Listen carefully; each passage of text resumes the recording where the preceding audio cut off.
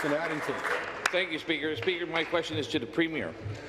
Speaker, throughout April and May, I received hundreds and hundreds of letters from my constituents expressing outrage over their hydro bill and the excessive cost of electricity on their families and their homes and businesses. Every single one of these letters is addressed to the Premier and has a hydro bill attached to it. Speaker, my constituents blame the Premier for her interference, her meddling, and ideological pursuits, which have resulted in this hydro scandal. I'm going to send these letters over to the Premier with the page. These people deserve an honest answer and response from the architect of this anarchy. Speaker, will the Premier be straight with my constituents in a response?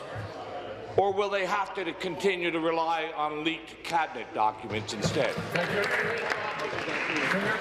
Mr. Speaker, I appreciate the correspondence that the member has sent, and we certainly will look at it and respond, Mr. Speaker. And I assume that these letters have come into my office. I'll have to look at them, Mr. Speaker. But you know what I will say to each one of them is that we recognize that electricity costs needed to be dealt with. We recognize that making sure that we had a reliable, clean electricity grid had a cost associated with it, Mr. Speaker, and we recognize that it is very important that we take 25% off their bills by summer, Mr. Speaker, so that they will have an easier time managing their household budgets. So I will be absolutely straight with you, Mr. Speaker, and I will further say that the way we are doing that is we are asking the people of Ontario over a longer period of time to pay for those upgrades of the electricity system and even the playing field, Mr. Speaker, and I will absolutely be happy to say that to your constituents.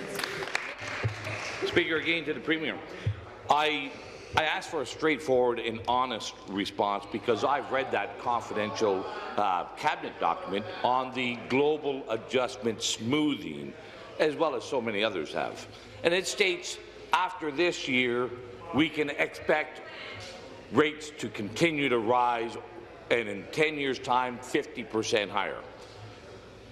Everybody sees this as a sleight of hand, Speaker, and crass electioneering tactic to try to refloat their foundering political ship.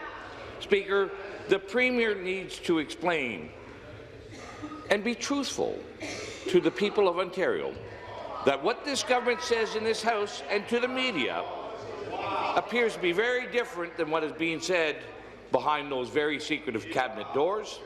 And I believe all those suffering in energy poverty deserve the truth. Does the Premier believe they deserve the truth? Minister of Energy. Thank you, Mr. Speaker. And talking about being truthful, Mr. Speaker, let's be truthful about those bills. Those are Hydro One bills, Mr. Speaker. Hydro One, R1 and R2 customers, they will see 40 to 50% off on those bills, Mr. Speaker. I hope that member will be honest with them and let them know that he and his party are voting against that.